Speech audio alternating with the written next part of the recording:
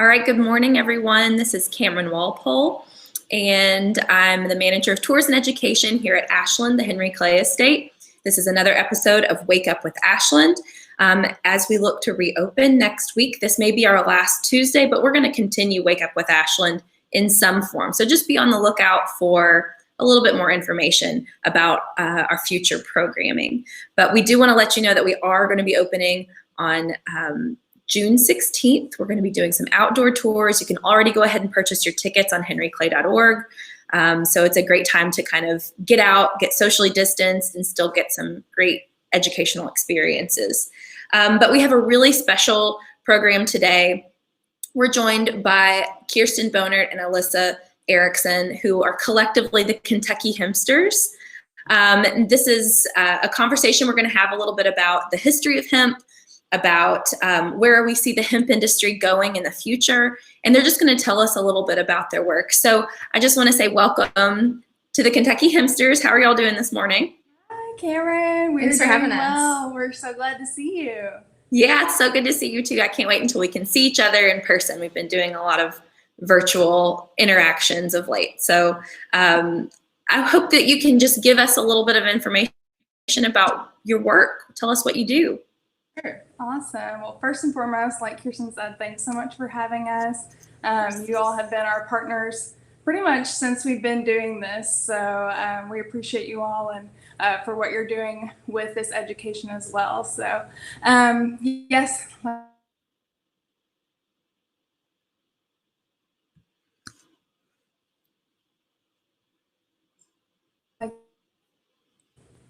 Are we guys? Oh. Okay, we can hear you now. Okay. We cut out a little bit. We can hear you now. Are we good now? We're good. Okay, good. Good. I saw myself frozen. I was like, oh. We can hear. Better than Kentucky Hempsters. That's because we founded the Kentucky Hempsters platform in 2014, right after the Farm Bill had passed, which legalized the research of hemp. So we jumped in right after graduating college. We founded Kentucky Hempsters to basically educate the public about hemp, what it is and what it isn't. In 2014, a lot of people still had no idea what hemp was and how it differed from marijuana. So that was really important to us and continues to be today. We also use our platform to advocate for better laws and legislation that support hemp farmers here in Kentucky, but also nationwide. And of course, our goal is to also promote the growing and ever-developing industry as we can, as new companies come on, as ones that have been in the game, I guess, 5-6 years now, have been consistent in their efforts. You know, we've seen a lot of fluctuations recently. So our goal is just to promote what's going on, let people stay involved and in the know with the ever-developing industry, and of course work with sites and organizations like you all through our organization, the Kentucky Hemp Heritage Alliance. So we founded that separate from Kentucky Hempsters with all of our historic affiliates so that we could continue our educational efforts, but specifically use our history to educate the public about hemp and its uses, and of course, its rich heritage here. Very good. Well, thank you so much for sharing that. Yeah, we're all about, looking at the past to help us understand, where we are today and where we can go. But for our viewers who maybe don't know a whole lot about hemp, for instance, I knew nothing about hemp when I came here to Ashland, and I've learned a lot, but there's still a pretty big learning curve. So can you give us a little bit, what is hemp? What isn't hemp? We want to hear just a little bit about that. Sure. So hemp is just a plant, and it's actually one of the oldest plants that's been in cultivation worldwide. As far as North American history and the United States specifically, it was brought to Kentucky by early pioneers out of necessity. So they'd grow it for what they needed. It wasn't really until their family started coming and they started having an excess of hemp that it became really a commercial crop. So historically, it was used traditionally for fiber. It has a long stalk, and on the outside is fiber. If you're trying to compare it to anything historically, think of flax. So it was used basically as a linen was used for clothing, wagon coverings, that type of thing. And skip ahead. I know we're going to talk a little bit more about Henry Clay in a minute, so I won't get into that. But as far as what it is and what it isn't, today, a lot of times it's interchangeably confused with marijuana because it is a member of the cannabis sativa family. I look at cannabis as a spectrum. Marijuana has a psychoactive component called THC, which is the psychoactive component. Hemp has very little of that. By law, it has less than 0.3%. So in Kentucky specifically, we have very clear laws about what's hemp and what's not. And to grow it, you have to have a license, and it's a very well done program. You have anything to add to that? Just in addition to that, hemp as a plant, what's so great about it and why it's so important that it's coming back today is just its myriad of uses, from its fiber, its seed, to its whole flower. I know that there's a plant comparable that can do as much as this plant can, which is so exciting for Kentucky today, and which is why we love talking about our history, because historically hemp was Kentucky's #1 cash crop. It's what built our early economy, from agriculture to the infrastructure to get the hemp to the other states for processing. So it was so important historically, with the limited uses, which were just for typically fiber and cotton bagging and naval use, essentially. Knowing with just those limited products how important it was to our state historically, what does that mean for our state today? And if we're producing this and there are actually processors and manufacturers able to take this crop and turn it into these products, what could that mean economically for our state, especially when we're struggling to find something in industry to replace tobacco? So I think that's really why Kentucky specifically, we really took the lead on this initiative to bring hemp back to our nation, is because we saw this history, we saw how important it was historically, and recognized what it could mean to our state today. So thank you. Since you're talking about hemp historically, I wondered if you could just give us a little brief intro of why on earth hemp has been grown here at Ashland of late. Where did that get its start? Oh my goodness. I see Sue commenting. So, yes. And I know the story that she always tells about us coming into meet with you all. I guess it was 2015, yeah. 2016 now. When we got into this in 2014, we were, of course, researching hemp, learning more about it, and that, of course, led to us stumbling upon hemp's rich history here in Kentucky, specifically Henry Clay, and how he dedicated much of his not only political career, but just his home life and his time at Ashland, at his estate here in Lexington, dedicated to the hemp industry. So when we decided and were wanting to partner with different organizations and sites to start using particularly Kentucky's history to educate people, Ashland and the Henry Clay Memorial Foundation was the first organization we reached out to, because of Henry Clay and his role in really promoting and advancing the early industry. And we thought, what better way to once again educate people about hemp and get people to feel comfortable with it and see it firsthand, and see how significantly tied it was to Lexington and Ashland and our history. What better way to do that than to grow a hemp plot there? So I think we all thought it was kind of a crazy idea at first back in 2016, but one thing led to another, and we worked with you all and the Department of Agriculture and the University of Kentucky, and we all teamed up and we made it happen. And so far, I think, this will be our 5th year now. Yeah, we'll be planting this summer for our 5th season. Yeah, so to make a long, extensive history short, that is sort of, that's why we're partnered with you all, and that's why we love talking about Henry Clay and his role. And now a step further, we talk about Henry Clay was not growing the hemp at Ashland. We were talking about the enslaved.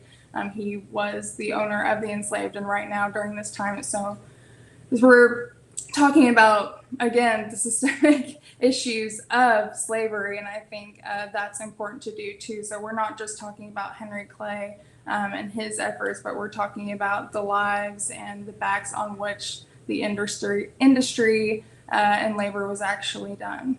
And it goes beyond hemp. It's Kentucky agriculture as a whole. And so it really takes us to take a step back and look at that. It wasn't really until, we started working very closely with Ashland that we really, went down the rabbit hole and learned a whole lot more just about Henry's day-to-day life and how intertwined the enslaved were in that. And it's actually been an eye-opening experience for us. And we hope that we can use our experience and our partnership with you all to teach others more about the history to, influence the future of the industry as well. I know we'll talk about that more in a minute. But did you ask about Henry's hemp and politics or? Yeah, I would love to hear a little bit about Henry Clay, hemp and politics. It's all kind of connected, right? His estate here at Ashland, what he was seeing, what he was promoting, and then what he was promoting kind of on a national level. So if you could, I would love to hear you talk about that. Absolutely. And I know we probably can't do Eric Brooks justice on this. So hopefully we'll have him on at some point. But so we could probably talk about this topic for a really long time as well. We'll try and sum it up. But so interestingly enough, Henry Clay actually married Lucretia Hart, whose father moved to Lexington and actually opened one of the first hemp rope walks in Lexington. Can you tell us what a rope walk is?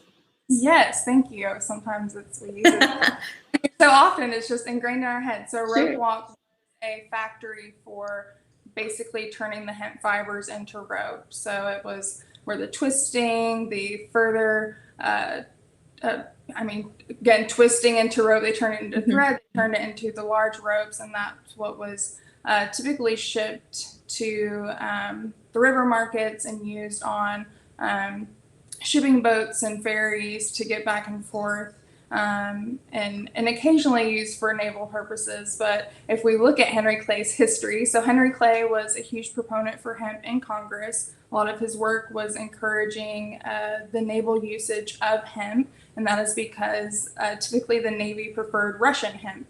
So a lot of his arguments and a lot of his speeches, you can see him talking about domestic manufacturers, and that was in regards to hemp, and him wanting to promote hemp on the national level, basically for Kentucky and for, as he always said, for American hemp, Kentucky hemp, Ashland hemp, or Lexington hemp. So Henry Clay used his role in Congress, his congressional roles, to advocate on behalf of the industry, to pass certain laws, even potentially lost the presidential bid because of his views on hemp. So hemp and his policies and his politics were very, very intertwined with hemp and his goal of getting hemp to new markets and opening up new markets for Kentucky hemp.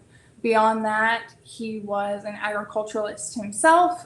He grew, or of course had enslaved people to grow hemp at his Ashland estate, which he then had processed into cotton bagging and also into rope.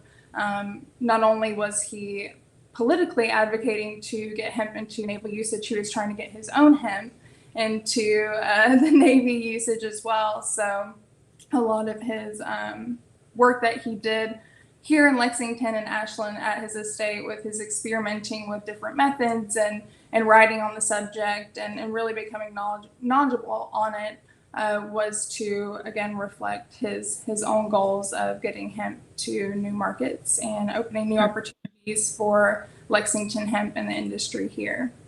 And he did author a chapter in the farm journal that you all have on display. Yeah.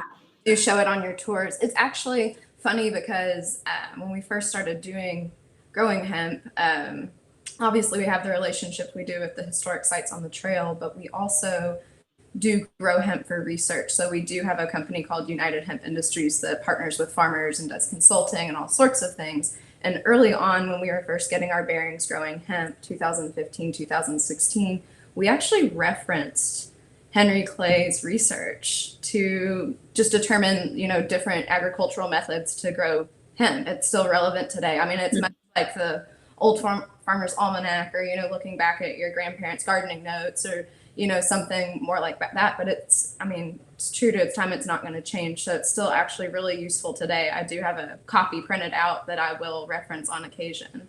But if you it's actually super interesting. But if you do go on a tour of Ashland, I don't know if you all get it out of the case or not, but I know you do. I think Eric has a PDF. So if anybody really wants it, they can get access to it that way. But we find it useful and interesting. So that's really so cool that you're using this information from a very long time ago to really inform what you're doing today. And that's, I don't know, I think that's just one of the coolest things. It's almost like having a recipe that's been handed down. It's still going to work today, it's still very much part of the culture. But it's just fascinating how that works. You did reference the fact that these were enslaved people who were doing the work.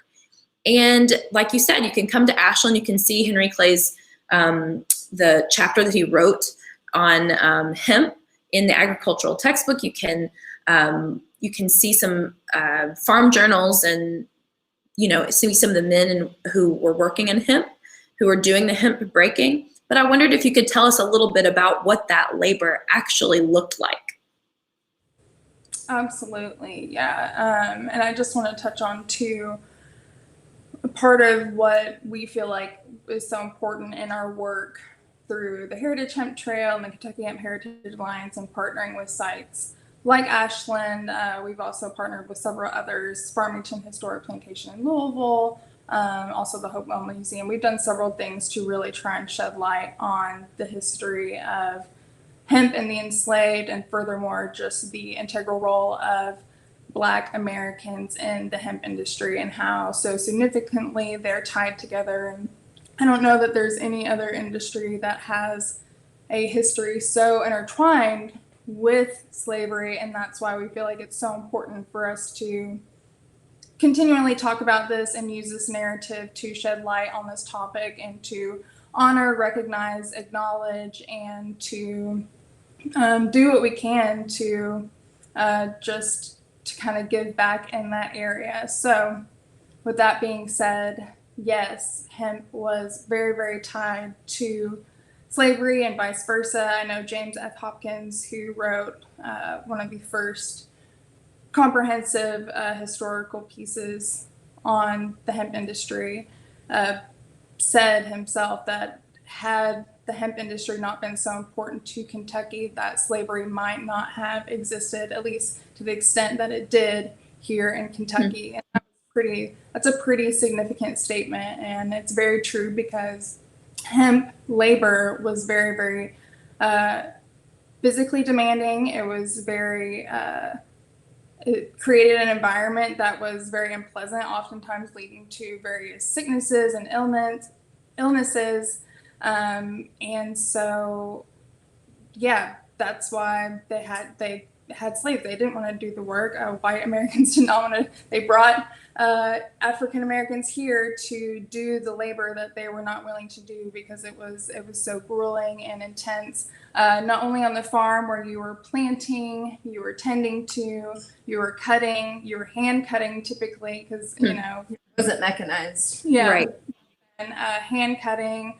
Again, hemp was had extensive steps to the treatment, particularly for the fiber to get it to a certain state. So after it was cut, it was laid on the ground, it was combed and raked, and then put into a shock to stay for a significant amount of time. All of that requires labor. And furthermore, then it had to be what they call broken by the hemp rake, which you see in a lot of illustrations, the wooden device with the large stalks laying across it. And that is what was used to remove the fiber from the stalk, which in itself was just very, very extensive. We use a hemp rake for demonstration occasionally at Ashland. and we don't let other people touch it, but the people that do, and like us, when you lift that wooden handlebar and try to use all your effort to break that fiber from that stalk just once, I can't imagine doing that over and over repeatedly for days and days and days at a time. I think you have the records, or we occasionally show the hemp breaking records for the amount of pounds that they're required to do or that they performed in a particular day, and it's a ridiculous amount of hemp that I could not possibly imagine breaking, and then it's creating the dust that they're having to inhale, and the outdoor elements. They were typically breaking in the early or late winter. Yeah, typically February. I think the dates that were in the ledger were for February. I'm not sure too. Don't quote me on that. We'll have to pull that back up. But yeah, so that alone, and then so that's the farm labor, and then let's go into the factory and talk about, again, the rope walk. So a lot of that wasn't mechanized for a significant amount of time. So the enslaved labor was required to walk back and forth these rope walks and hand twist the thread and the rope and the twine into the different rope products, and or weave it into the cotton bagging as well. So this was a large amount of labor required to perform these tasks. Very rigorous, created really hazardous environments, and that is why it was so heavily dependent on the enslaved, and that is why it continued to exist for so long. And even after the Civil War, and even after slavery was hence abolished, the Black Americans that were formerly in these factories and on these farms typically were the ones that continued in that work for low rate wages, because they'd become so accustomed to the work and labor, and that's still all that they could do. So even until the turn of the century, hemp labor was still primarily done by Black Americans.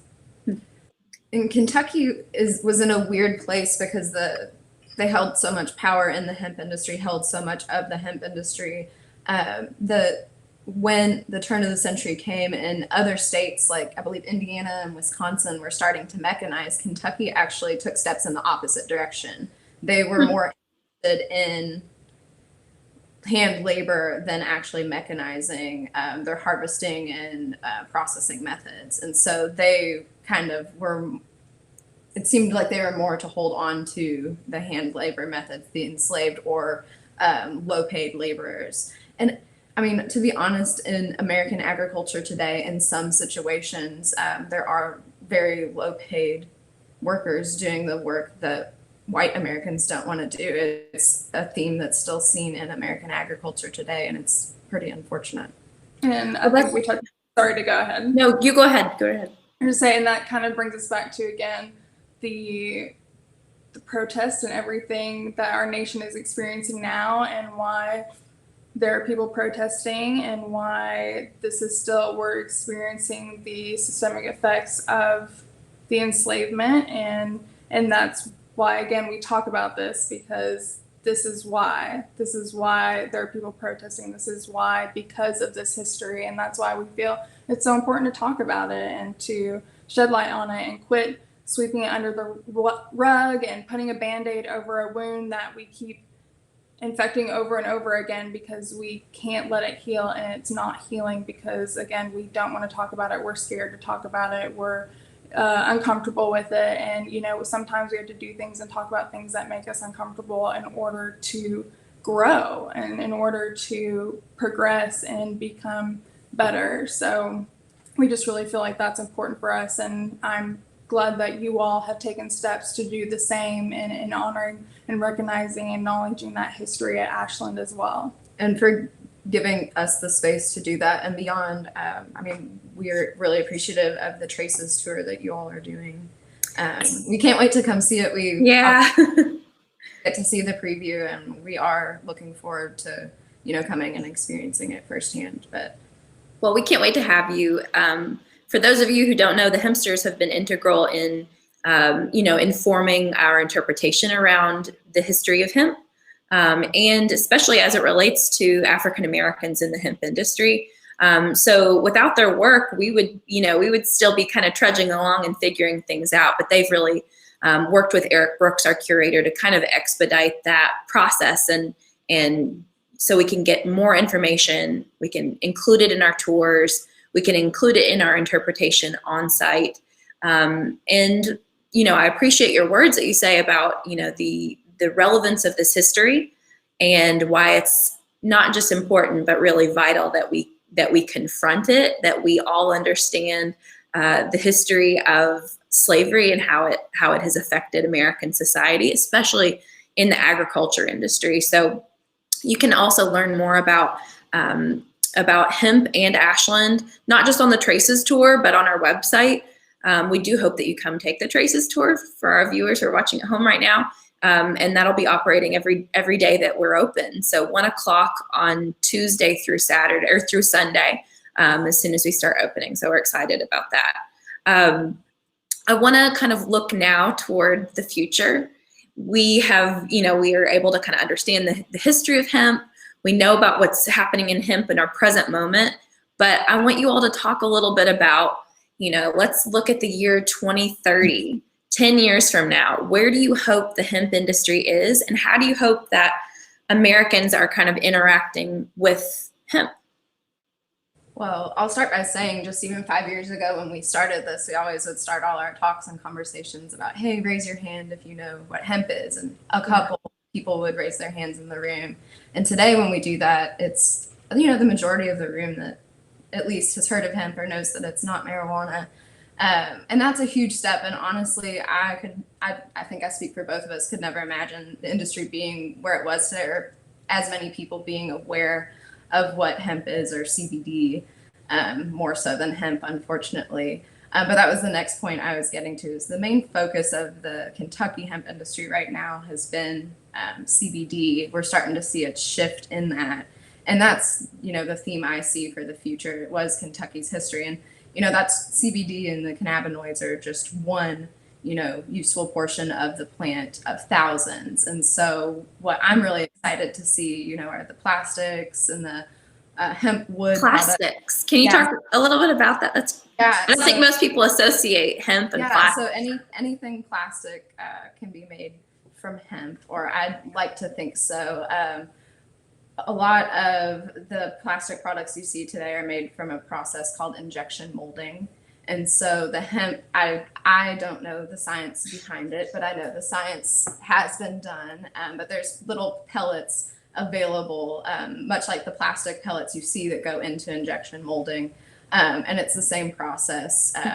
Only thing that may differ is the temperature. But the product and the process to get to the product is very similar. In addition to that, we're seeing like hemp 3D printing. It's really what I'm most excited about are the hemp construction materials. So there's hemp concrete, referred to as hempcrete or hemp lime. There's hemp plaster, basically anything you can think of, insulation, all sorts of things can be made from hemp. The most exciting thing about that, though, is the sustainability aspect, and just that it's better for the environment and for the occupants of, the structure, if we're talking construction materials. But beyond that, the food products and all sorts of other uses of it are promising. I think Alyssa mentioned earlier, and I'll let her touch on what I'm missing, just the limited uses for hemp historically, just the cotton bagging, the rope, textiles, and the only real markets or the drivers for those markets was, war. And then today there's just so many products available, even if they're not all in American production, that show that there will be a demand for the crop, and that American farmers, we know, and Kentucky farmers, we definitely know, can meet that demand. And so I think we'll be seeing more products, but also more American-made products from hemp, and farmers being able to diversify their farms and actually have a consistent crop to monetize. Very good. Thank you. Do you have anything else you want to add to that, Alyssa? I do. So typically, I think every year since we've been partnered with you all, this week, or actually I think last week, would have been Hemp History Week. And last year was actually the 10th year of that campaign. We hosted a big event with you all and the Bluegrass Trust at Ashland. We deemed that day Lexington History Day. The mayor came out with a proclamation, and we had a really, really great event for that. Well, of course, we cannot gather in person or with other people now, so we were unable to do anything. But Hemp History Week has actually rebranded their campaign to Hemp Week, which is now this week also. So it's kind of fitting that we're having this conversation today during Hemp Week, because they specifically rebranded because, like you said, hemp is so much more, and what she said too, than just one thing or another. It's not just our history anymore. It's an ongoing, evolving industry with all sorts of innovation and exciting developments and things happening on a daily basis. So it's kind of fitting. At first I was a little sad that Hemp History Week was no longer, but I kind of stepped back and thought about it, and it is Hemp Week now, and it should be Hemp Week now, because it is so much more than just our history, and we have come so much farther than just our history, and now we're paving the way for a better, brighter future. Just different products she was talking about. I know she mentioned the construction and the plastics, beauty products, body care, biofuels, batteries. I mean, there's just an unlimited amount of potential for this plant, I think, moving forward. And in order to make sure in 2030 we are having just as an exciting and positive conversation about the future, I hope that we can really hone in on the fiber applications and specifically applying hemp to products that need more sustainable alternatives. And I hope that hemp can be a part of creating just better, more sustainable, environmentally friendly products that are better for our earth and better for our bodies, whatever that may be and encompass, whether it's toothpaste, toothbrush, or it's a almost, house, or easier to list the it things it can't make. That you can't use it for. That's really so cool. Well, we're going to all be on the lookout for those products as they come out. And I'm sure that you all are going to continue to do a good job of kind of informing the public. That's one thing that you do so well, is kind of giving us an understanding of where the hemp industry is going, where we've been. So if you're watching from home right now and you want to go ahead and ask questions in the comments, we would love to take some questions. And while you're asking your questions in the comments, I want to ask you all one more thing, which is about the Hemp Heritage Trail, which is the coolest thing.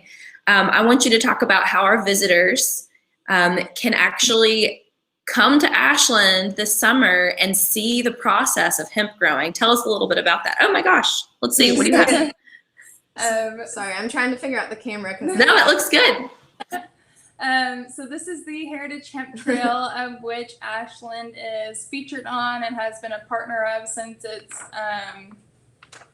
fruition, basically back in 2017, I think, is when we officially put the first revision of this together, and there's been many since. But we're so happy to be partnered with you all on the Heritage Hemp Trail in order to continue to educate people of our rich hemp heritage. Just because we don't have Hemp History Week anymore doesn't, now more than ever, the Hemp Heritage Trail is important, because again, our history is really what rooted our future and is being such a big part of that today. So visitors can come to Ashland this year, and they've been able to come the past few years to see hemp growing.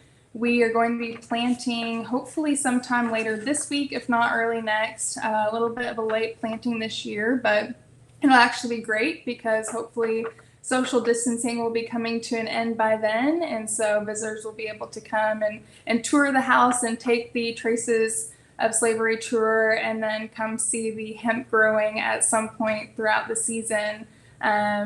We have a great variety, a fiber variety. We grow a fiber crop there each year to, again, just a nod to the historical uses and how it was historically grown and used, and being able to tell that narrative. Of course, it looks really cool too, and it should get really tall and look really nice depending on the weather. Again, hemp is an agricultural crop. That's another part of why we plant these plots, is to show people again, how it is a plant and how farmers can be so heavily affected by a good or a bad season, and why the industry historically and today fluctuates so often because of so many things that farmers and that they can't control. So come check it out. And like I said, we'll hopefully be doing some sort of live video or checking in with you all when we do plant. So Yeah, we'll we'll notify everyone so they can come out. And we've got a great little wattle fence surrounding it. So it looks like a little fairy garden. It's so cute. It's great.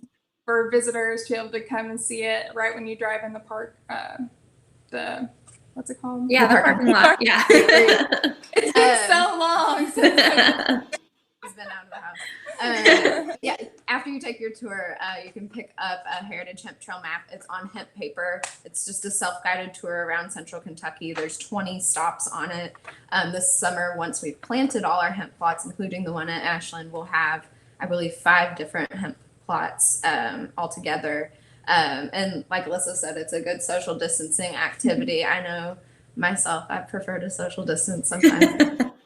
Not supposed to. So it's a good fun afternoon. And if you go to our website, I think Cameron, you shared it earlier on. Yeah, I can see it on our comments.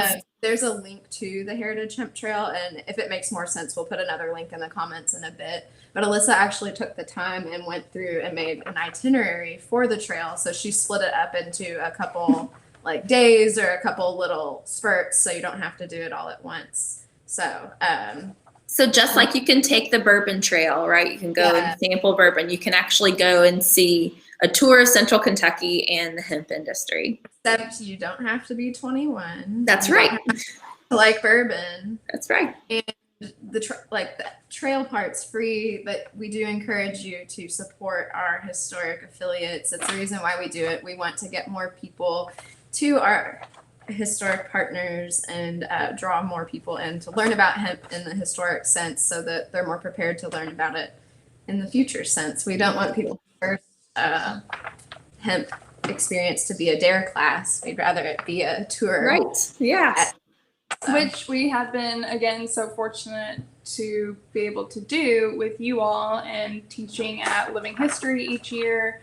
We also speak to 4th graders in Woodford County, and we're speaking to young people, and again have kind of tried to cater this to younger children and grade school kids, because we find, hey, they see that map and they're like, oh, I need to take this, I need to learn about this, and what better way to kind of feel like they're going on some sort of treasure hunt, especially now of all times, than picking up that map and getting on the road and going to see sites like yours that are partnered with us and doing different initiatives to really shed light on this history. And you know what, I'll tell you what, when a kid sees that a plant can make a 3D printed pen, or their reaction, that is, it's priceless. And it's so great that we're able to kind of be a part of these experiences and being a different voice and different narrative for hemp, especially for younger people. So you all help. We have done a yearly event with Ashland every year. I know a few people in the comments have had the opportunity to come to a few of those. I believe the first 3 years we did hemp dinners, where we partnered with Jeremy Ashby at Azure to do a 5-course hemp dinner. Every year we sold out. It's been fantastic. But we wanted to open up the event to more people. So last year we did the hemp social, and we did a cocktail competition. Yeah, it was my favorite event so far, I think. And we sold out of that too. But we're planning to, if all goes as planned, we would like to do that again this year. We do have plans to have it in early October. Like I said, if things get back to us being able to have events. But we love doing things like that at Ashland too. The education part is fun, and we're also able to educate people through those events, whether they know it or not. Yes, there are more than one ways to learn about this history, right?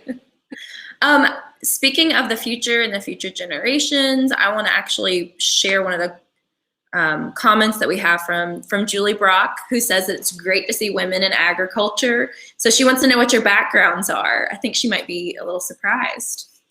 Oh, this is always a funny question.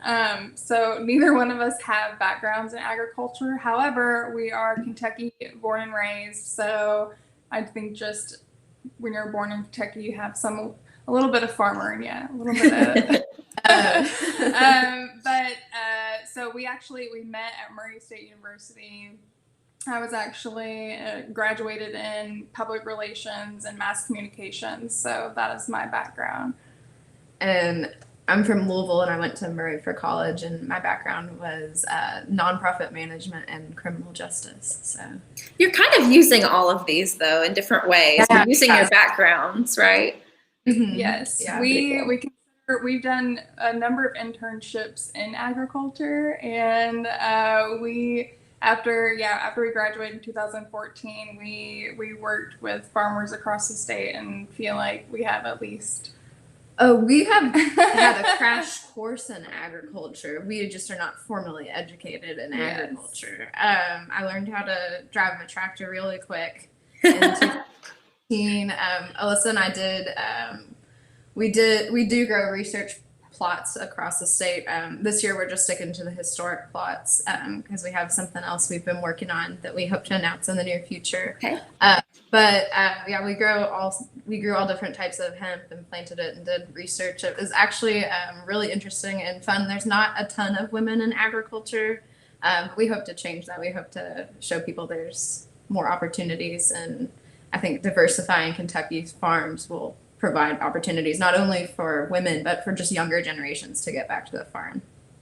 That's fantastic. Thank you for sharing. I've got another question. This is from Mike McDonald, who is one of our awesome volunteers here at Ashland, and he wants to know about the different types of hemp depending on what it's used for. Sure. Yeah. So there's hundreds of varieties of hemp, typically split into 3 categories. So hemp's typically grown for 3 purposes: grain, which is the seed, so food products, body products, anything with the hemp oil, and then flour, which is where CBD or cannabinoids come from, not to be confused with the hemp oil I just mentioned, because there's a different oil extracted from the flour, and then the fiber. So what we've exclusively mostly talked about today was just the stalk of the crop. And so in each of those 3 categories, there are then dozens, if not hundreds, of different varieties of hemp that's just been interbred. If you think of tomatoes or something of the sort, just how there's just all these different heirloom varieties, different cross varieties bred for different reasons. Interesting to note the varieties of early Kentucky use that were brought from Europe and China. They are really, none of the heirlooms seem to really be around. We've seen people claim to have certain things, but we've never seen like a production of them. Most of the seed that you see grown today, as far as grain or fiber seed, is still imported or exclusively produced or bred in Europe or overseas. Some of the CBD varieties and varieties produced for floral use or cannabinoids, those typically have been bred out in the United States, typically out west. So. Okay, well, thank you. Okay, let's see. This isn't so much of a question, it's more of a comment. But Bradley Clay says sounds like a great weekend, go to the Bourbon Trail again, and then add hemp trail along the way. I think that's a great way to do it. And I will interrupt really quickly, but in response to that, hemp actually has a history sort of tied to bourbon in a way. There are some bourbon pioneers that also were some hemp pioneers, and you'll definitely be close to Buffalo Trace and Frankfurt, and you're kind of definitely going to be going. So you're never too far from. Yeah, and I was gonna say they're pretty tied together. So I think that that makes sense. So make it happen. Let us know how it goes. Yeah, let us know how. That's a great. I drink and drive. Yes, that's right. You need a designated driver to take you to your spots. Yeah. Yes. There you go. Well, Kirsten and Alyssa, thank you so much for joining us. But also thank you for the work that you do, promoting hemp, educating Kentuckians, especially future generations. about how there's always more room at the table in agriculture. And I think the more, diverse groups that we get joining it and learning about it, the better off the industry is going to be. So I'm just so thankful for the work that you all do. And I'm really excited for visitors to be able to come out here to Ashland this summer and all of the historic houses on the Hemp Heritage Trail and, actually see firsthand what it looks like instead of just reading about it on the internet or hearing a story about it. So I'm just going to encourage everybody to come out and do that this summer. When do you think it will be ready to harvest? One last question. So assuming we'll plant in the next 2 weeks, it has about 120-day growth period. So that means since we're planting a little later than usual, we usually plant the last week of May, that it'll stay greener longer and nice longer. So probably I'd say early October, maybe late September, early October. Depending on weather. Yeah. So everything's dependent on at the end of the weather. day, it is farming. And so we never know what's going to happen. We're actually still waiting on our seed to get here right now. So it's a very real part of farming, and hemp is unique because you still need a DEA certificate to import it into the country. So I do use my criminal justice. Yeah, exactly. That's right. Well, thank you all again so much for joining us, and everybody who's watched, thank you so much. Again, be on the lookout for, maybe a slightly different schedule for Wake Up with Ashland as we reopen to the public. This was a fascinating discussion, and I really thank you all for being here. So thanks. All right. Thanks for everything, and we hope to see you all soon in person. Yes, likewise. All right. Thank you all. Bye, guys. Thanks for tuning in.